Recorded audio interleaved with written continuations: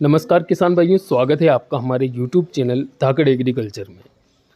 किसान भाइयों, इस वीडियो में हम बात करने वाले हैं सोयाबीन की फसल में 50 दिन के बाद में हमें कौन कौन सी गलतियां नहीं करनी चाहिए।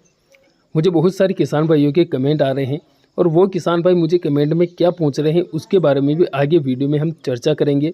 किसान भाइयों, इस वीडियो में एक बहुत ही महत्वपूर्ण जानकारी आपके लिए लेकर आए हैं।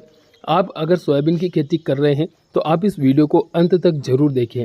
और किसान भाइयों, आप में से जितने भी किसान हमारे इस YouTube चैनल पर पहली बार पधारे हैं तो सबसे पहले आप इस चैनल को नीचे स्क्रीन पर दिए सब्सक्राइब के बटन पर क्लिक करके चैनल को सब्सक्राइब कर लीजिए, क्योंकि किसान भाइयों इस चैनल पर आपको खेतीबाड़ी से संबंधित तमाम प्रकार की जानकारियाँ मिलती रहेगी और वो जानकारियाँ आपकी खेतीबाड़ी से अच्छी पैदावार दिलाने में आपकी काफ़ी ज़्यादा मदद करेगी। तो जल्दी से जल्दी चैनल को सब्सक्राइब कर लीजिए। किसान भाइयों, बात करते हैं सोयाबीन के बारे में। तो इस समय पर अधिकतर क्षेत्रों की जो सोयाबीन है 50, 60, 65 दिन के आसपास हो चुकी है और 50 दिन की जब हमारी सोयाबीन हो जाती है तो उस समय पर उसमें फलियां आना शुरू हो जाता है। हालांकि कुछ ऐसी वैरायटियां होती है जिनमें थोड़ी लेट फलियां आती है।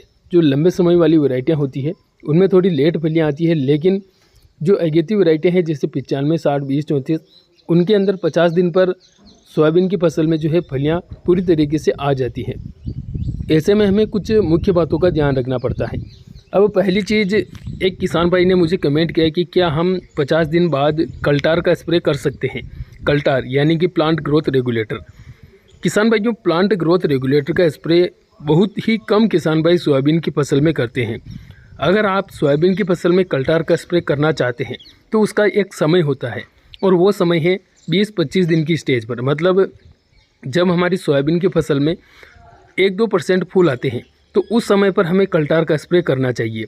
उसके बाद में हमें कल्टार का स्प्रे नहीं करना चाहिए। तो अगर आपकी सोयाबीन की फसल में फलियां आ रही है और अगर आप कल्टार का स्प्रे करना चाहते हैं तो आप अब ये गलती ना करें, कल्टार का स्प्रे ना करें।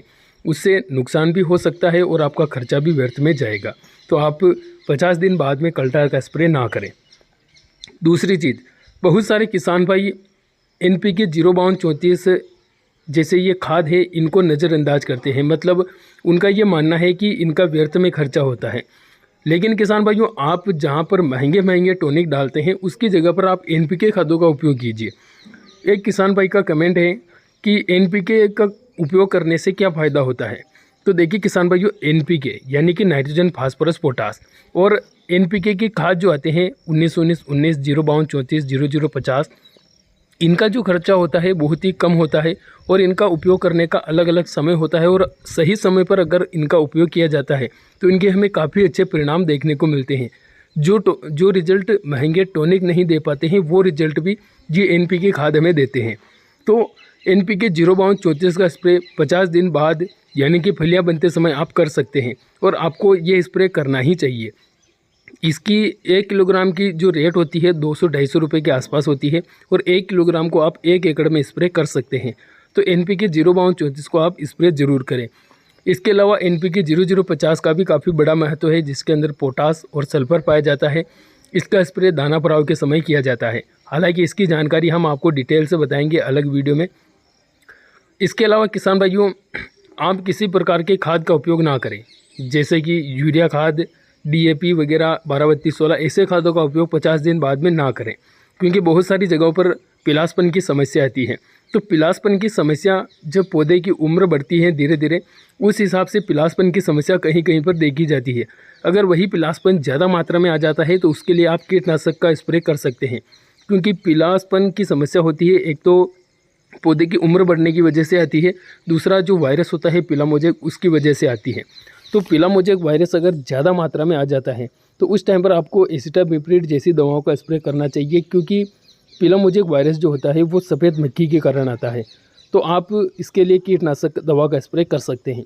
इसके अलावा 50 दिन के बाद में हमें एक कीटनाशक और फंगीसाइड का स्प्रे करना ही चाहिए।